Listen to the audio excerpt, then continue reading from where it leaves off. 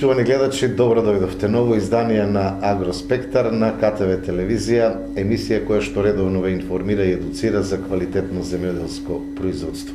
Кога сме кај лозарите, Свети Трифун веќе помина, се изврши символичното закројување на виновата лоза. Лозарите си посакаа желби за богат и убав квалитетен род. Дали тоа ќе биде така, оставаме да видиме, со оглед на тоа дека временските услови и не се наклонети за квалитетно земјоделско производство. Среде зима имавме пролетни температури, па сега веќе имаме бран кој што доликува на зимскиот период. Како и да е, во емисијата ќе слушнеме дали ќе имаме последици од ваквите ниски температури, кои што во поедини делови од земјава се спуштија и под минус 24 степени. Со нас е професор доктор Ристо Вучков. Професоре, добро не дојдовте. Добро ве најдов вас и редовните гледачи на КТВ телевизија. Среде зима сме, температури какви што доликува и требаше да имаме многу и предходно, имаме обилни врнежи од снег, меѓутоа дали ниските температури се закана да го соберат родот од земјоделското производство пред тој да биде готов? Точно е тоа дека сме сред зима и точно и тоа дека го имаме пријатниот зимски амбиент што си доликува. За кое нешто не зборавме пред 2 недели, кога зборавме дека тоа е болно време со плюс 20 степени Целзиусови и дека ќе ја подмами вегетацијата да почне со сокодвижењето, а тоа го потенциравме во минато неделната емисија дека зимата ни е назад. И сега овој кредит што го земавме во декември, тоа со пролетни денови, тоа ќе ни се свети за март месец, бавите која ќе бидат, чак и во април се предвидуваат со она долгорочна прогноза која воопшто не ме радува, ќе имаме нестабилно време со брзи климатски промени. А тоа е завод на таа глобална климатска трагедија која имаме и која нешто за земјоделското производство ќе предизвика и како големи штети.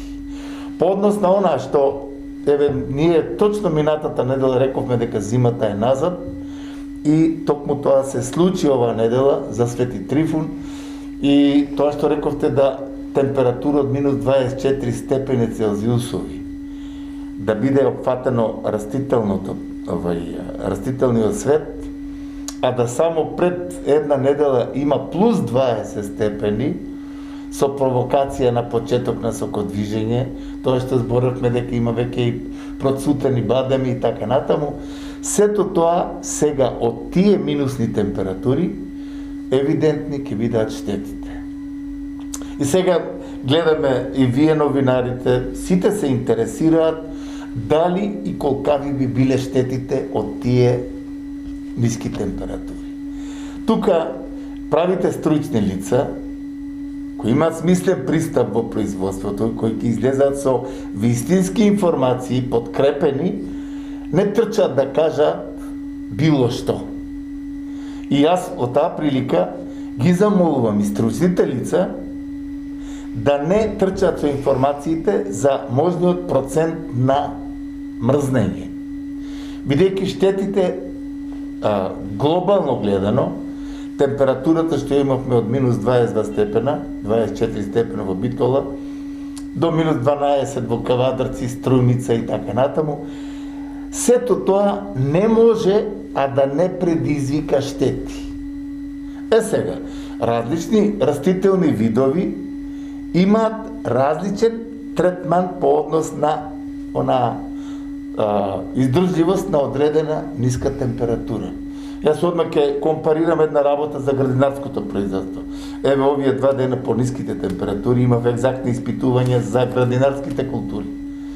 Вклучувајќи тука и зелката, која во Струмичко е расадена на 95% во пластеничко производство, каде што нема дополнително грејење. И сега надвор ако беше во Струмица минус 16, таа експозиција беше многу мала.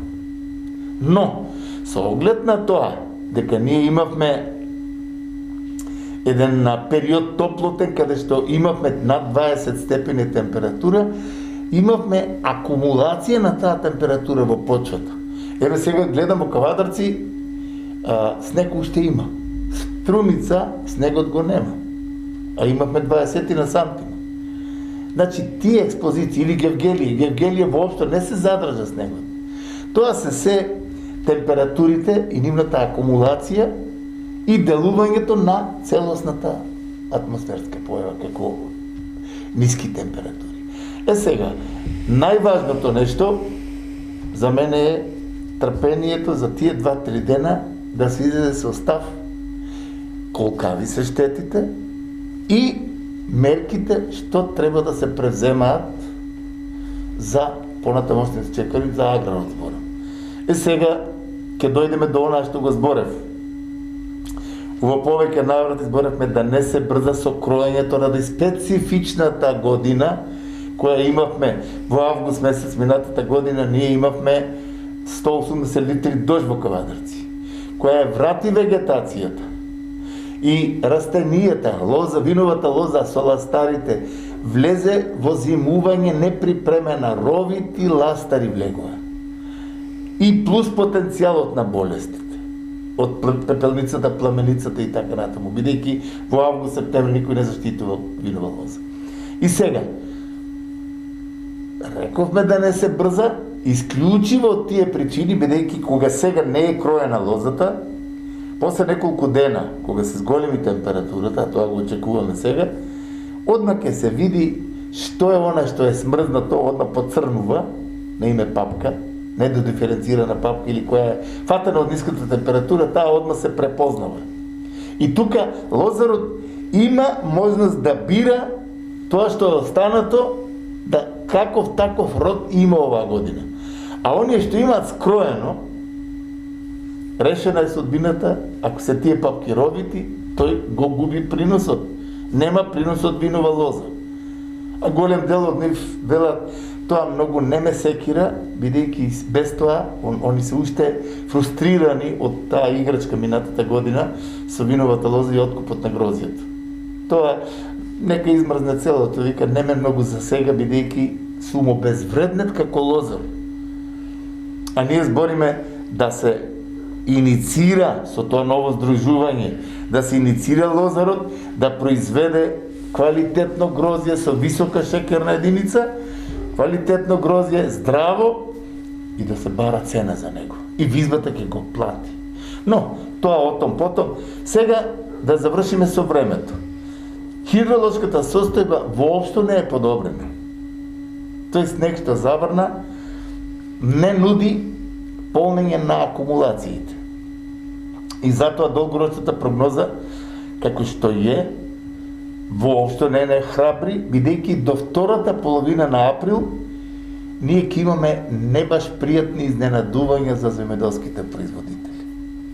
Со брзи промени на температурата, топло-ладно, брзи стегања, а сето тоа ќе се одрази негативно врз одгледуваните култури. Влажен период се најавува ли? Може ли да очекуваме? Да. Ќе има, врнежи ќе има. Ќе има уште добра зима назад. Знаеме во март месец бабите кога дојдат, тогаш имаме катастрофални ниски температури. Ние минатата година во април имавме температура под нулата која што имаше мрзнење. Значи, таквото нешто од година на година е се поприсутно. А тоа е завод на таа глобална климатска промена, која во светски размери прави големи штети врз производството на храна. А тука факторот број 1 за таквите действија, нечестни действија, барајќи своји економски интереси врз еколошките, тоа е факторот човек. И сите тие брзи промени, и сите тие хаварии кои се случаат на еколошко поле, со губење на производство, со мрзнење, со необични температури, снег восред лето или температури плюс 25 восред зима, тоа се веќе првите симптоми на таквото, како да кажеме, незгодно време, кое ќе биде на штета на секој земјоделски производител. Завршуваме со времето, меѓутоа повторно сме тука во тој контекст. Рековме во повеќе емисии дека лозарите не треба да брзат со кроење на лозијата, бидејќи вакви бранови со ниски температури се очекуваат, кои може да направат големи последици по родот. Што со оние лозари кои окроија, дали доколку има поголеми штети, тоа ќе им биде повод и да се почитуваат овие стручни совети кои доаѓаат од стручни лица и да не брзаат со кроењето. Во секој случај, јас секогаш сум со она девиза: подобро да биде почнато сокодвижењето, бидејќи искусниот лозар, собственикот на винова лоза, ја познава лозата, што е суво или мртва папка, што е жива. Тој кога зимата пред време го крои тоа, тој го крои тоа механички. Демек не можел да втаса во април. Подобро е да има веќе почеток на сокодвижење на папката, да ја видиш дека е жива, од неја може да очекува принос, да скрои, отколку тоа механичко кроење што го прави уште од ноември. Чим паднат лисјата, тап, тој крои лозјето, демек се оттарасив од тоа. Тоа не е суштината. Сега нивното алиби дека некој имал големи површини, па тие големи површини треба да се скрои, па да се врза, па тоа. Тука таквото алиби не држи вода. Бидејќи ние сепак виновата лоза одгледуваме заради приносот, ради тоа што треба да даде. Ако ние пред време, знаејќи дека имаме брзи климатски промени, можни штети, пред време ако го направиме тоа, па значи сами си ја рушиме можноста за остварување на профит од виновата лоза. Ако е таа, нека биде и почеток на потарување, па папките се ронеле, нека се скинат, нека се срушат 2-3 папки при врзувањето. А не да ја скрои судбината во ноември, а во јануар ти дојде -20, целата лоза, целиот чокот ти оди. И што сме направиле? Значи, со еден збор, таквото нешто е една голема неизвестност за сите, и лозарите, и другите градинарски производители, и другите производители на храна, бидејќи ќе се соочуваме со тие тектонски пореметувања и брзи промени на времето. Еве јас сега ви кажам, вчерашниот ден, на почетокот го реков, зелката која за 20 на денот требаше да се бере. Температурата, експозицијата беше доста добра, со -10, -12 до -16. Но имаше производители, кои се лично мои клиенти, можам да кажам, јас им наредив буквално да тие ја наводнат максимално зелката. Тука водата одигрува една функција на амортизер на можна ниска температура, како што тоа во Америка има прилика при такви можни појави на мразеви, рани пролетни мразеви, тие со овие топови, со распрскивачи, успеваат да го амортизираат, можната штета по овошните насади. 500 хектара круша. Над неја, за тој пола саат, са бајле околу од 4 до 5,5 е тој критичен период. Тој саат и пол, тука се настанува војна. И со водните содржини, тие успеваат да го спасат насадот од мрзнење и од големи штети. Значи, и има методики и начини како да се тоа реализира. Но, ние сме многу далеко од тоа, ние одиме по нашето старско, традиционално, каде што комбинатите кога постоја, ноември, чим дојде ноември, работниците немаше да работат, ајде, нека кројат. Без оглед на тоа што и каква зима ќе имаме. Што ќе дојде, добре дојде. Порано немаше такви екстреми. Сега имаме подлажување на вегетацијата, каде што тргнува вегетацијата и доаѓа еве тоа што дојде сега. 24 под нулата, пример, било кој градинарски вид без дополнително грејење тука е осуден. Иако зелката, еве не да кажав пред оваа вистината, зелката е расадена на стално место, таа важи за една од поиздржливите на пониски температури. Но, ако ние имаме минус 15 надвор, во пластеникот и надвор, без дополнително грејење, разликата е 2, 3, 4, ајде нека видат 5 степени. На минус 10, зелката која е сочна, која има вода со минерални материи, таа е осудена на мрзнење. И сега стават агрил, стават некое платно и така натаму. Тоа е во ред. Но, има една друга физиолошка вистина за зелката. Таа е двогодишна култура.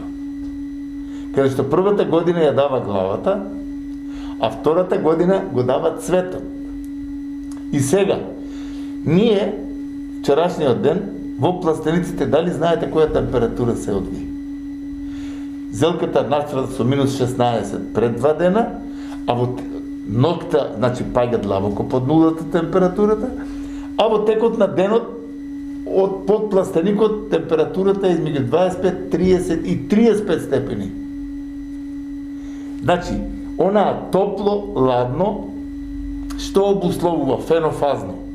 Зелката да тие фази предвидени за 2 години, првата година даде глава, втората цвет, тие фази таа ги минува од таквите температурни амплитуди. Топло, ладно и фенофазите ги прелетува и уште од првата година ние имаме цветење на зелката. И тоа ќе се случи сега кај одредени производители, кој зависи кој кога ја расадил на стално место, каква фенофаза е. Јас во текот на вчерашниот ден, сега во лабораторијата ние правиме пресеци и гледаме дека одма после тоа, кога минат тие фази, доаѓа цветната ложа, се веќе формира. И му велам, немој да се трошиш повеќе, бидејќи стават ѓубре, демек да тргне. А гледам внатре дека тоа се ќе резултира со цветење. И тој нема да има можност на берба. Па некој камуфлира пред да се формира цветот, зелката се оформува и некој ги преварува, цвета на зелка му дава и така натаму. Тоа што не е честно. Сите тие работи се физиолошки функции што се зависни од температурата. И тука, пример, сега ова година моја предпоставка е дека ќе имаме цветење на зелката кај многу производители. Токму зависи која сорта ја има, кога го има расадено, тоа ги прашам и му велам и плюс пресекот што го правиме на растение, поедини глави, и гледаме дали има внатре веќе почеток на стварање на цветна ложа. Ако ги мине тие фази, тогаш оди на цветна ложа. А ако ги нема, тогаш си формира глава нормално. И кај поединци има цветна ложа, кај поединци ќе формира глава. Сето тоа, како што реков, зависи од периодот кога е засаден, хранителните вредности и сортата многу зависи која сорта е за таквото нешто. Тие се стручни работи кои ги секојдневно работиме и гледаме со какви маки се расправа земјоделскиот производител и на крајот кога дојде трговската сфера да го обезвредни со производот, не ни е се исто, бидејќи и нашата струка паѓа заедно со тоа што производителот го вложи. Тука предлагам да го погледнеме прилогот кој што говори за новини од фитофармацијата и ќе се вратиме повторно во студиото.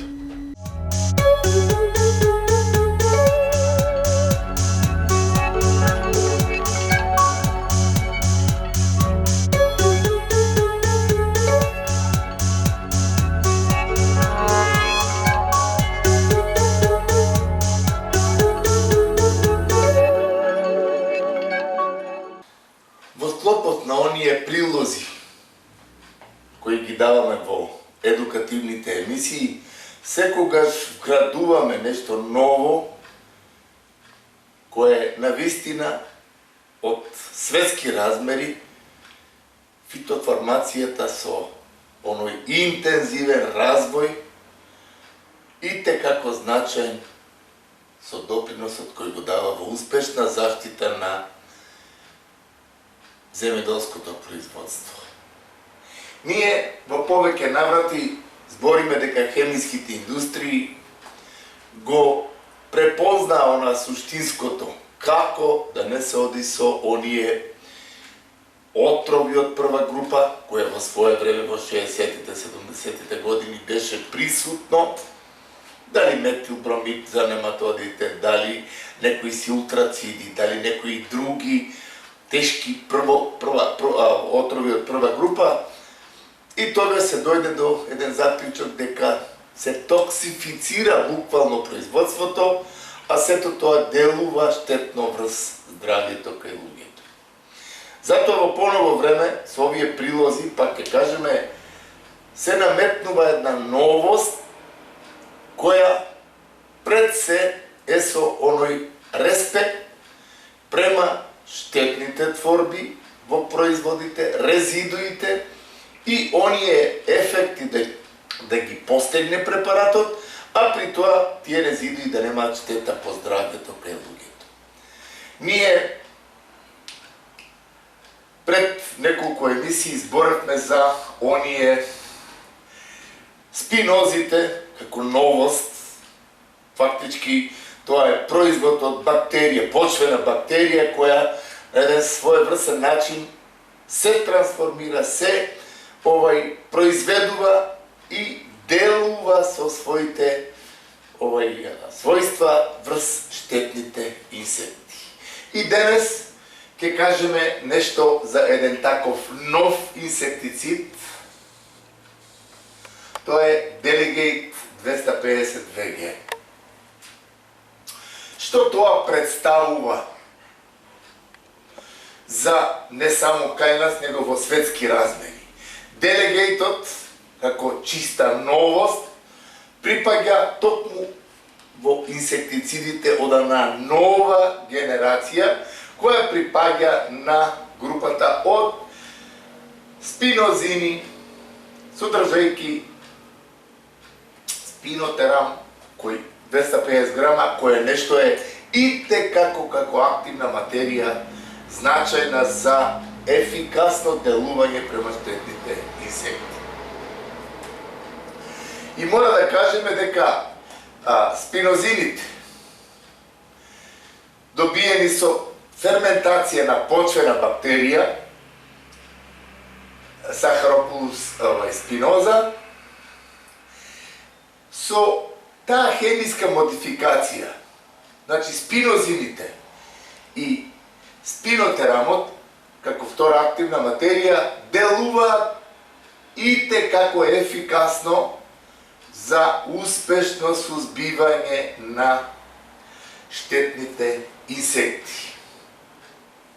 Тие, со таа синтетичка модификација, делуваат со силно инсектицидна ефикасност и долга резидуалност, што на производите на база на спинотерамот им обезбедува ефикасна контрола врз штетните инсекти, кои ги имаме во повеќе такви ентомолошки класификации, делува на лепидоптерите, на диптерата, на колеоптерите и голем број други штетни инсекти. Што е значајно со првите резултати и зошто ние го преодицираме денес делегејтот како еден нов инсектицид? Ние знаеме дека во овоштарството евересенскиот дел со еболкото, со карпокапсата, каде што одат од 20 до 26 третмани, многу тешко се излегува на крај и карпокапсата пак ја има во размери која прави големи штети. Или кај псилата, кај крушката, на многу насоди од крушка во Република Македонија, псилата навистина е се уште нерешлив проблем, бидејќи со нејзиниот циклус на развој, нејзината сама морфологија и нејзината мудрост и троќа да едноставно одбегне оние делување од инсектицидите, тука со делегейтот е постигнат фантастичен резултат за псилапири и за карпокапса помонела. Тоа се два големи штетника во овоштарството, за кое нешто мора да кажеме дека е постигната на вистина висока ефикасност и практично во последните циклуси од развојот на јаболката и крушката. И тука мора да кажеме дека делегейтот го положи оној прав испит и голем дел од овоштарите зборат, ако со псилата имав проблеми со примената на делегейтот, каде што тој нема друга предрасуда освен ефикасно делување и на имагото, а уште подобро тој ларбициден ефект кој го постигнува со квалитетната апликација на овој препарат. Значи, воглавно, делегейтот, првичните резултати, бидејќи се работи за една новост, кои се постигнати во овоштарството, и како делегейтот си го има веќе својот простор по однос на ефикасноста. Значи, тоа е една од многу важните работи. Значи, за јаболкото и за крушето имаме исплатливост, тоа значи економска оправданост, сигурност при заштитата, нема кикс, и одржливост, што е многу значајно да имаме еден континуиран чин на заштита, кој е нешто секако заслужува внимание за негова понатамошна употреба. Со што е карактеристиката на делегейтот при апликативниот дел? При апликацијата, нормално тука стручниот дел и моментите на апликацијата се доста значајни, бидејќи рековме дека сепак ларвицидното делување е доминантно и многу важно во успешноста на заштитата, бидејќи ларвата е таа која две или три пресвлекувања чинаат нејзина интензивна исхрана, а тоа значи правење на штета, дали на листот, дали на плодот и така натаму. Значи, сепак за секој препарат, тоа во главном од стручен аспект да збориме, дека е неопходно стручно познавање и одредување на правите моменти на третирање. Ако ние следиме псилата, да кажеме, крушкината болва, од самиот почеток при развојот на пупките, при пилењето на првата ларвениот стадиум, и го одредиме кога е тоа максимално пилење, и одиме со делегејт, тука имаме фантастични ефекти, кој нешто секако е предусловот за квалитетна, комплетна заштита од крушкината болва. Ако нешто изостанало, што секогаш има пролонгирање на генерацијата, тука вториот третман веќе е сигурен, чистач, и тука ќе имаме квалитетна круша, нема да имаме онаа меден,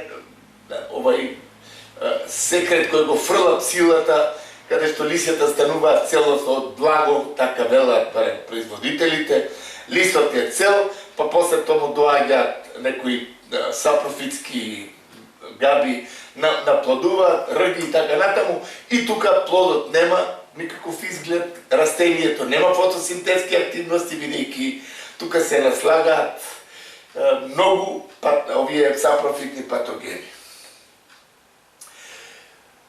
Освен високата ефикасност и изразеното почетно и долготрајно делување, мора да кажеме дека дозите на примена на делегейтот се минимални и буквално нештетни за животната средина. Значи,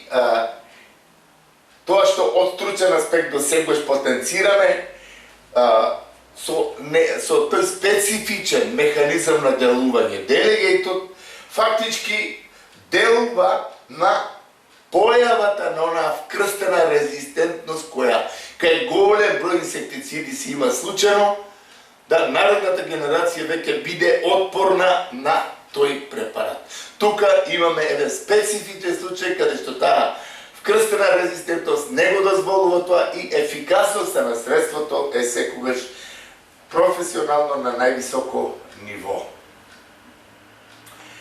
Значи, тој поголем екотоксиколошки профил со многу минимално влијание на корисните инсекти обусловува да ние кажеме дека делегейтот е препарат кој треба да си го најде своето место во овоштарството првично, каде што оние првични проблеми кои ги имаме, како што ги рековме, псилата и карпокапсата, како значајни проблеми, економски многу важни, да ги нив држиме под контрола со примената на делегейтот. И тоа, мора да го кажеме, делегейтот е компатибилен со други средства, фунгициди, и што е важно, може слободно во оној интегрален процес, во интегралното производство, слободно може да се користи, затоа што и каренцата му е навистина многу мала. Друго што е важно, кое треба да го ние знаеме за делегейтот. Тоа, во тој механизам на делување, рековме, има изразито контактно и дигестивно делување. Што тоа значи? Значи, со примената, чистка прави на оние најчувствителни ларвени стадиуми и она второто, дигестивното делување, со начинот на исхрана покасно, значи продолжено делување, тој го постигнува целосниот ефект кон штетниот инсект, не дозволувајќи му да тој понатаму прави штети. За значајното нашиот стручно-практичен аспект, бидејќи во своје време пиритроидите, во своје време другите инсектициди, многу брзо инсектот се прилагодуваше и стекнуваше одредена резистентност и додека ние го почувствуваме тоа, тој зимаше замав и правеше штети. А тука таа резистентност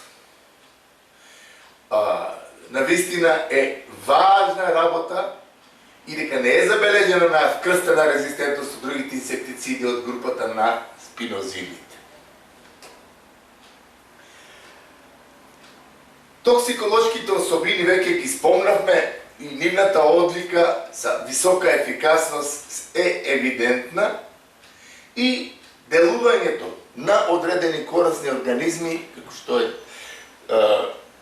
групи од инсектициди кои ги имаме, каде што тие бришеа се живо и корисно и штетен инсект, тука веќе со употребата на делегейтот имаме многу мали или незначителни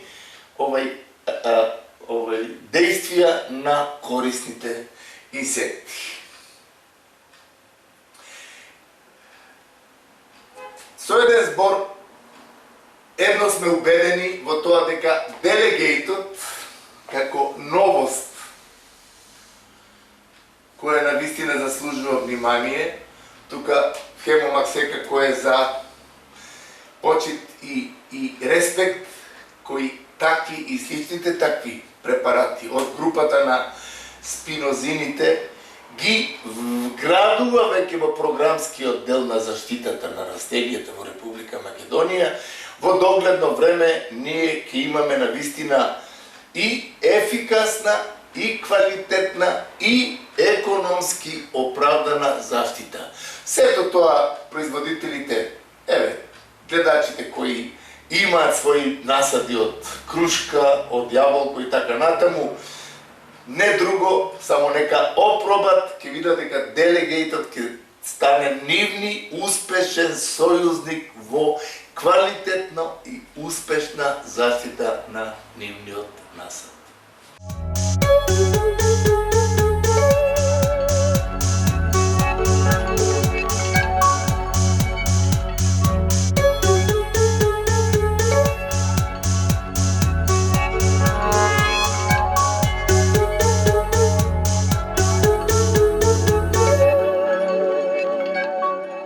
Слушнавме што нуди како новина фитофармацијата, редовно презентираме вакви прилози се со цел да бидете во текст со новините кои што доаѓаат од фитофармацијата за квалитетна заштита на вашето производство.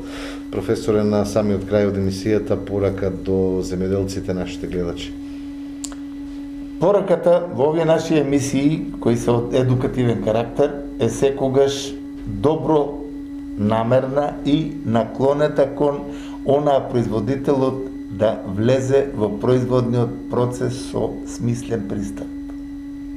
Што тоа значи? Сега еве после тие шокантни температури, сите производители кои имаат тука, јас знам Росоманскиот дел, Виничани, вие имате Неготинскиот дел, Пепелиште, имате веќе и во Кавадарци имате добри производители на градинарски култури, и на домати, и на пиперка, и краставица и така натаму. Значи, постојат средства, ние го видовме сега средството, нели, кое навистина нема никаква токсична творба, во пластеничко производство се користи, тоа е корисно, бидејќи има широ спектар на делување и ги уништува штетните чинители. А имаме сега најнов збор од средства кои имаат стимулативен карактер и имаат штитничка форма на производството од тие нагли ексцесни температурни амплитуди. Тие средства во наредните наши емисии ќе ги презентираме. Тоа значи дека го ојачуваат оној имунолошки систем и со влегување во физиолошката функција на растението, тие немаат стимулативен карактер да го подлажат растението, него го контрираат по однос на постојката состојба со временските услови. Значи не е да расцвете или да даде глава и да дојде ниската температура да го уништи. Значи тоа фактички делува штитнички по однос на физиологијата на самото растение, зависно кој вид и која култура се одгледува. Таквите нешта јас мислам ќе бидат од интерес, а голем дел од јавување што имам од редовните гледачи на КТВ телевизија, бидејќи вашата телевизија, морам да кажам, да ми се јават од Куманово луѓе, дека ја гледаат редовно емисијата Свети Николе и значи имате голем диапазон како регионална телевизија. Таквите новости секогаш ќе ги презентираме во интерес на земјоделските производители. А кај нив мојот апел е секој кој има одредени проблеми, бидејќи ние обсервираме најважните работи. Не да прска кога тој мисли, него да се испрска кога стручноста ќе оцени врз основа на диагноза дека треба да се изврши заштита на одредена култура. Не да фрли ѓубре, 5 врејки ѓубре, му рекол комшијата или аптекарот. Не, анализата на почвата укажува што недостасува во почвата, кој однос на ѓубре фали и тој да се додаде како основно, така и покасно како фенофазно, кога се гојат и зреат плодовите. И тогаш ќе имаме кај грозјата и шекерни единици, ќе имаме и квалитетно производство, и винаријата ќе каже такво грозје јас ќе примам и ќе дадам денар повеќе. Тоа и некои минатата емисија го зборевме. Тука мора производителот да се посвети на тоа, да даде квалитет, па тек тогаш да дргне 2 прста и да бара цена. А не му се наполнило ботритис, направил некоја камуфлажа, што го зборевме тоа, и сега винарската визба треба да биде рамо за плачење. А не дека ќе му ја загаде целата визба, дека ќе има проблеми со тие енолошки процеси на доработка на вино и така натаму. Значи, со еден збор мора честно да го гледаме тоа. Ние не го напаѓаме производителот. Меѓутоа, производителот мора да свати дека со квалитетно производство на пазарот тој ќе биде верифициран И дека старите навики веќе се старите навики треба да бидат минато. И тоа пак ќе го повторам сега. Има мои клиенти, еве тука од Виничани, од таму. Професоре, кога јас излезам на пазарот, прво моето производство се продаде, зашто е унифицирано, квалитетно.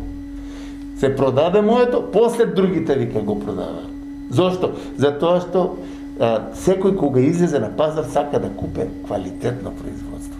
Таквото нешто е нашата опција, да биде квалитетно, да не биде токсифицирано, значи не прскал 9 пати, 10 пати, или ѓубрев ставало од ракав, и одеш со нитрати и со други амоњачни форми, ги тровеш децата и фамилијата. И после имало канцерозни оболувања, имало трето, пето.